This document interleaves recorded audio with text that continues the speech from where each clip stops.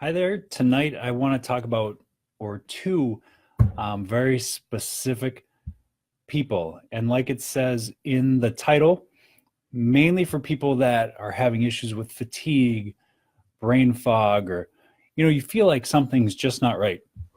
Because we've been told for a long time that certain viruses, especially we know the chickenpox virus, for example, once you have it, can lay dormant for a while, sitting inside your body, and can actually cause problems later on. That's why some people get the shingles shot because they're afraid to get shingles because it's the chickenpox virus coming back and rearing its ugly head again. What we're not often told is that there are other viruses, for example, Epstein-Barr virus, which most people know as causing mono, can do something very similar. It'll find a place to sort of make a home and burrow in there and sit there.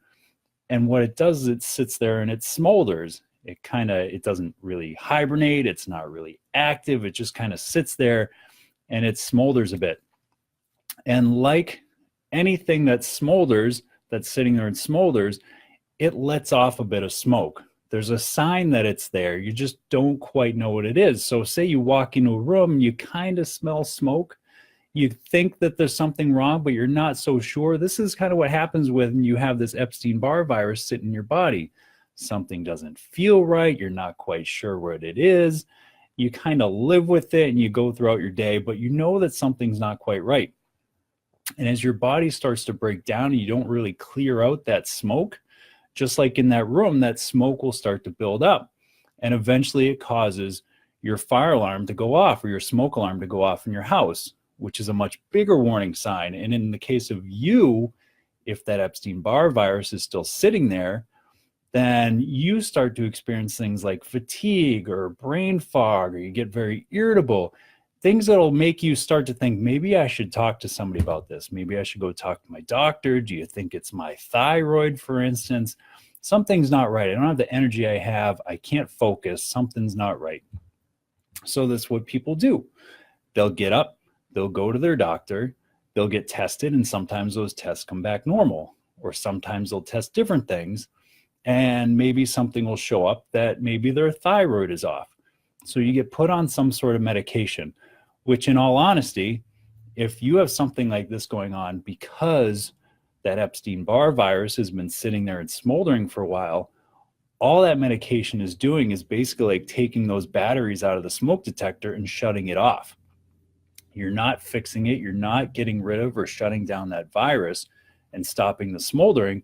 You're just getting your body to ignore it for a while until it blows up.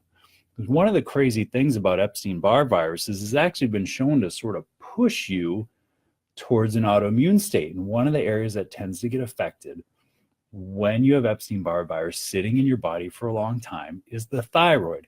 So you get a lot of those similar symptoms, but to a lesser degree, as you would when you had mono, but now you're getting tested for things like thyroid and getting put on medications for things like thyroid, when you actually have to work back deeper and try to push out and deactivate that Epstein-Barr that's in your system, along with maybe any other concomitant or other viruses that are bacteria or any other infections that are going on at the same time.